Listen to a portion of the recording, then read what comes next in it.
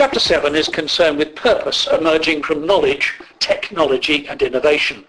And it contrasts with Chapter 6, which were concerned with prescriptive purposes that had a defined beginning and an end. The danger with prescriptive purpose is that it may exclude purposes and strategies that may be more rewarding in the long term because they're experimental but are essentially unknown in terms of their outcome. In open-ended investigations, purpose might be allowed to be more experimental and develop from the process itself, effectively an emergent approach to purpose. The issue is how to set about this task. There are many routes, 3 of which are explored in Chapter 7. They are knowledge creation, technology development and innovation. Let's start with the first, knowledge. The knowledge of an organisation is hard to define precisely. Essentially, it is a constantly changing mixture of experience, values, contextual information and expert insight. It's not just numbers and data. There's an important distinction between explicit knowledge and tacit knowledge. Explicit knowledge is recorded and structured. Tacit knowledge is fuzzy and difficult to set out. Both types may contribute to sustainable competitive advantage in the organisation, but tacit knowledge will be particularly important because it's less easy for competitors to comprehend and therefore copy. Knowledge creation then follows on from this.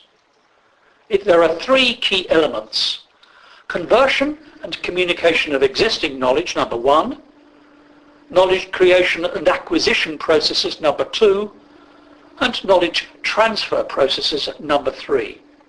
All 3 areas remain indistinct and uncertain, and are therefore more emergent than prescriptive in their approach. The second area in Chapter 7 is the use of technology to develop purpose and competitive advantage.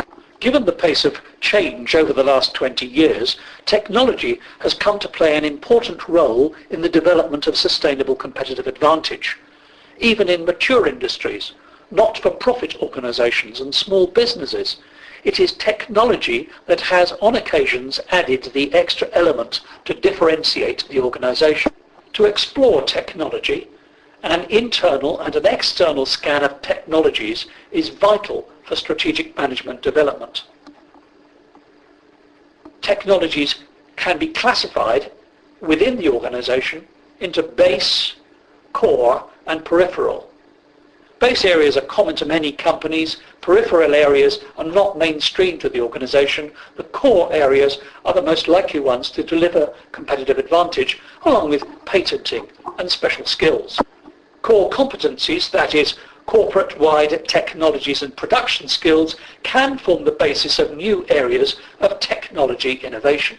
3 new areas of technology may provide major opportunities for companies in innovation over the next 10 years. The first is biotechnology and healthcare improvements. The second is developments in microchip technology. And the third, improvements in information technology. The final area in Chapter 7 is innovation and purpose.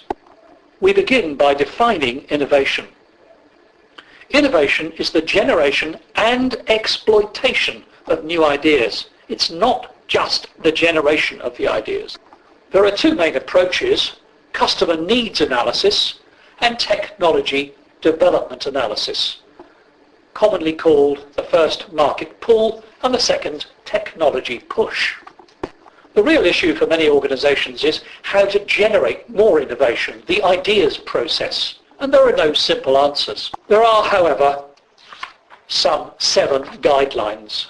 Number 1, question the present business strategies and market definitions. 2, consider carefully the purpose of the organisation. 3, explore external timing and market opportunities. 4, seek out competitor weaknesses. 5, deliver new and better value for money within existing products. Number 6, search wide and far, perhaps other countries, perhaps other product areas. And number 7, seek to challenge conventional wisdom. Why do we do such a thing in such a way? Ultimately, all three areas, knowledge, technology, and the innovation processes, will have an influence on the emerging purpose of the organisation.